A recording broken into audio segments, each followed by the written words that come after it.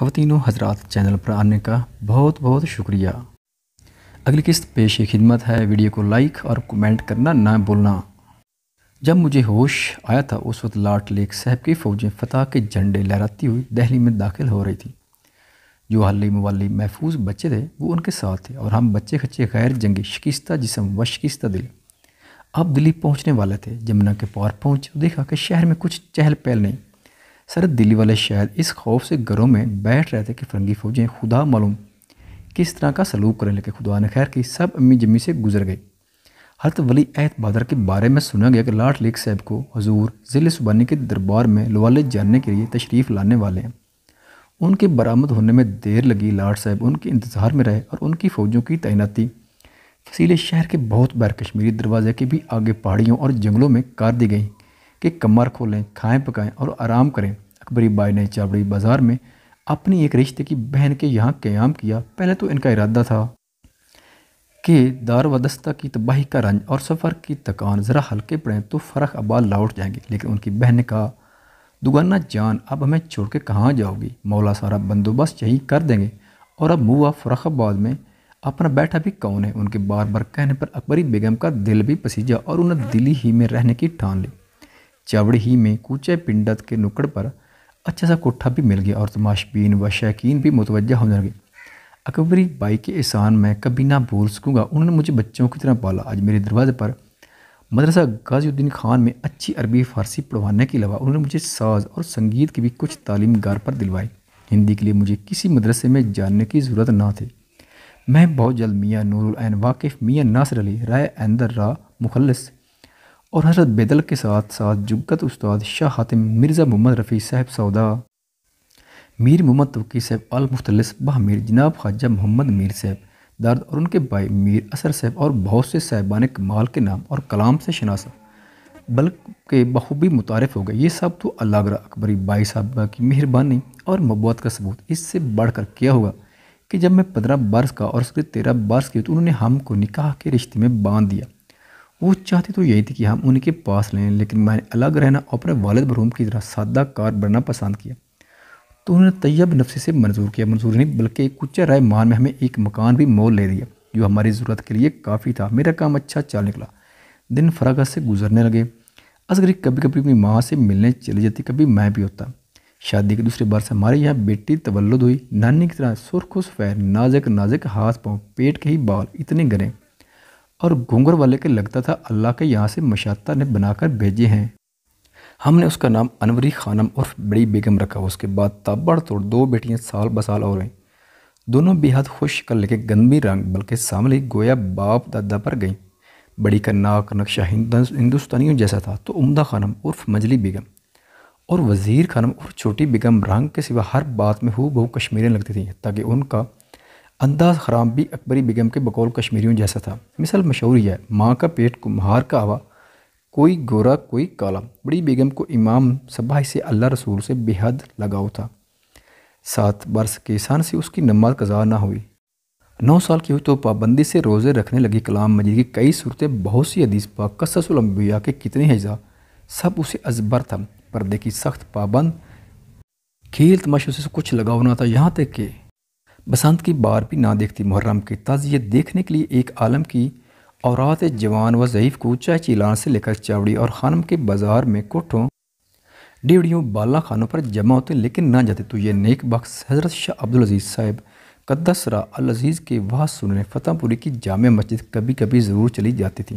سیرت ایسی نیک اور صورت ایسی پاکیزہ 10 سے 11 کی ہوئی تھی کہ اس کے لیے پیغام آنے لگے۔ میں نے بھی اچھا غرض دیکھ کر 12 برس کی عمر میں اس کے ساتھ ہاتھ پیلے کر دی۔ کھاتے پیتے لوگ تھے، ذات کے شیخ اور اتوار سارے مرزائی بھی اور اہل طریقہ جیسے بھی، دین اور دنیا دونوں کا وفور تھا۔ بڑی بیگم کی سسرال فاٹک حبش خان میں حسام الدین حیدر کی حویلی کے پاس، پنجابی فاٹک کے بالکل متصل ہے۔ اس کے میاں مولوی شیخ محمد نذیر صاحب سلسلہ اور صاحب حیثیت ہے۔ اللہ تعالیٰ نے اسے خوش و خرم رکھا، الحمدللہ اللہ احسانہ۔ منجلی بیگم بھی طبیعت کی متین تھی، لیکن اسے ننہال بہت پسند تھا۔ اس کا بس چلتا تو وہیں کی ہو کر رہ جاتی۔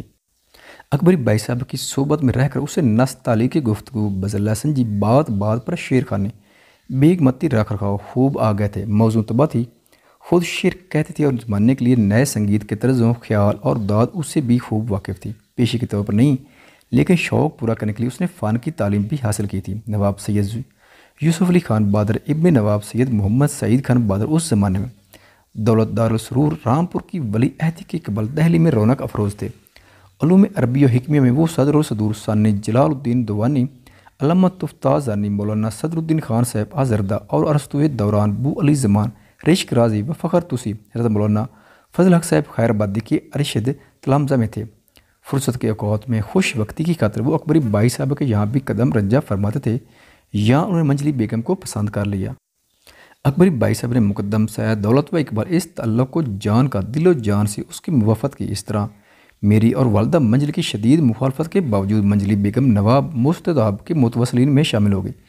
میں منجلی کو کیا سمجھاؤں، چھوٹی نے اور پر پرزے جاڑے۔ بچپن ہی سے اس کے مزاج میں، سباؤ بولی میں ایسا ڈمنی پان نکلتا تھا کہ میں اسے دیکھ ڈرے تھا کہ بڑی ہو کر کیا غضب اٹھائے گی۔ ماں کی نہیں بڑی بہن کی مثال اور محبت سب ایک طرف اور نانی کی لاڈو کے لچھن ایک طرف۔ 10 برس کے سن پیچھے اس کا زیادہ وقت نانی کے عشرت قدے میں گزرتا۔ وہاں اس نے تھوڑا بہت گانا بجانا ضرور حاصل کیا، ورنہ وہاں اس کی اصل تعلیم ان امور میں ہوئی جن کو سیکھ سمجھ کر عورت ذات مردوں پر راج کرتی ہے۔ ساتھ ہی 8 برس کی تھی جب اسے اپنے حسن اور اس سے بڑھ کر اس حسن کی قوت اور اس قوت کو برتنے کے لیے اپنی بے نظیر اہمیت کا احساس ہو گیا تھا۔ نوکر چکر بازاری فری والے بیشتی ستے پھول والے گاڑی بان بیو پاری، حتیٰ کہ ماں باپ تک وہ انگلیوں پر نچاتی تھی، جس سے جو چاہا لے لیا، جس سے جو کہا منوا لیا۔ روٹتی تھی تو اس طرح کے دیکھنے والوں کے کلیجے ٹکڑے ہوتے تھے کہ ہائے اس پھول سی نازک جان پر کس نے ستم کیے۔ منتی تھی تو یوں کھل کھلاتی تھی گویا بول بول شاخسار شیراز میں برگ گل در منکار زمزمہ کنا ہے۔ کپڑے جو بھی پہنا دیے اس پر یوں کہتے تھے گویا خیات ازل نے ساری قبائیں اس کے لیے قطع کی تھیں۔ انوری زیادہ تر سسلار رہتی تھیں، انہیں پیچھے وہ ملنے ضرور آتی اور وقت وقت پر چھوٹے موٹے تحفے بھی بھجواتی۔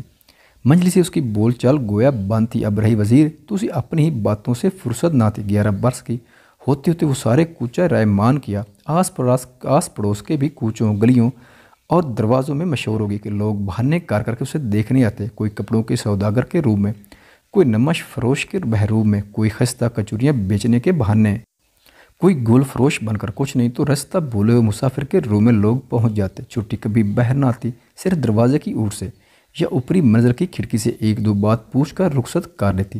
کبھی کبھی نو عمر مرزا یعنی رند مشرف بھی کسی جوہر فروش یا مرسہ کار کو اپنے ساتھ لیے چلے آتے کہ سنا ہے آپ کو معتبر کاریگر کی تلاش ہے تو لیجیے ہم انہیں حاضر لائیں، کچھ پسند ہے تو بنوا لیجیے گا یا مول لے لیجیے گا، دام پہنچا دیے جائیں گے۔ نئی نئی وضع کے زیور نئی تراش کر کے جوڑے، دور ملکوں کے نام مانوس اقمشہ کے لباس، تازہ نمونوں اور تزوں کی جوتیاں، ان چیزوں کی وہ دیوانے تھی۔ زیوروں کے نام اسے سب معلوم، کپڑوں کی قسمیں اور قیمتوں کا اسے پورا اندازہ، اور لکھنؤ کولکتہ حیدرآباد میں لوگ کیا پہن اڑ رہے ہیں اس کا اسے بخوبی علم ہوتا۔ خدا معلوم کہاں کہاں سے کس کس سے پوچھ کر باتیں وہ سب جان لیتی تھی۔ لوگ کبھی کبھی کسی بہانے سے اور کچھ تو باقاعدہ مشیاتاؤں کے ہاتھ تحفہ اشیاء دور نزدیک کی جگہوں سے منگوا کر اکبری بائی کے یہاں اس کے لیے بھجواتے۔ میں اور اصغری 1000 بار منع کرتے کہ ہم یہ سب کچھ بھی نہ لیں گے، لیکن چند دن کے وقفے کے بعد وہی بے ڈھنگی چال پھر شروع ہو جاتی۔ وزیر جب 12 پورے کر کے 13ویں کو لگے تو اس کے باقاعدہ پیغامات آنے لگے، اور بعض اچھی جگہوں سے پیغام کے علاوہ یہ اشارے بھی تھے کہ چھوٹی بیگم ہماری پابند ہو جائے، خواہ اپنے ہی گھر پر رہے، لیکن نکاح یا گھر آباد کرنے کے نام پر تو اسے گویا دوں لگ جاتی، منہ لال ببوکا ہو جاتا، ماتھے پر شکن لا کر وہ بادشاہ زادیوں کسی تمکنا سے کہتی ہمیں یہ روگ نہیں پالنے ہیں۔ اس وقت تک اس کی بعض اور خوبیاں بھی زہر ہو چکی تھی یا چمک اٹھی تھی۔ گلا اس کا شروع ہی سے اچھا تھا، اگرچہ موسیقی جیسی مشکل چیز کا ریاض اس کے مزاج کے موافق نہ تھا، لیکن نانی کے یہاں اٹھتے بیٹھتے اسے بعض معمولی راگنیاں بھی بخوبی یاد ہو گئی تھی۔ یمن، بسنت بہار، باگیسری، پھر بہت کچھ دادرا، کتریوں اور چرواہوں کی دھنیں جیسے چیتی، بنرسی، ٹھمری، ان میں بھی اسے خوب دخل ہو گیا تھا۔ محمد افضل کا 12 ماسا وہ خطرانیوں کی دھن میں ایسے پڑتی کہ کلیجہ سننے والوں کے پانی ہو جاتے۔ طبیعت کی موزونی اس پر مستضاد تھی۔ میاں شاہ نصیر کی شاگردی اس نے حسام الدین حیدر خان بہادر کے فرزند ثانی مظفر الدولہ نصر الملک مرزا سیف الدین حیدر خان سیف جنگ کے توسط سے حاصل کی تھی۔ बड़ी बेगम की ससुराल हवेली हिसामुद्दीन हैदर के बहुत पास है, इसलिए बड़ी बेगम के वारसों से नवाब मुजफ्फरुद्दौला थोड़ी बहुत शनासाई रखते ही थे, और शायद वज़ीर का भी नाम उनके लिए अजनबी ना रहा हो। लेकिन नवाब मौसूफ कभी कभी अकबरी बेगम के यहाँ भी रौनक अफरोज़ होते थे, और वहीं छोटी बेगम ने उनसे बेलमुशाफ़ा अकराम इज़ा व सलाम तारुफ़ का हासिल किया था। मियाँ नसीर ने उसे ज़ोहरा तखल्लुस अता किया था। ऐसा काम ही होता कि कम अज़ कम एक शेर प्रसाद के बगैर उस्ताद उसकी गज़लें वापस लौटाएं। वो कभी कभी नजराने के साथ अपनी गज़ल भेज देती। नजराना कबूल तो हो जाता, लेकिन गज़ल पर कुछ इस तरह का फ़िक्रा भी उस्ताद लिख ज़रूर भेजते थे। अज़ीज़ मिस्र अब्बाए व तरव तकीब तसदरन अगहम जद फ़र्द हाजत दीगर नजराना नेस्त सलमा तआला फ़कीर शाह नसीर कहने के तो मंजली भी मौजूद तबा थी।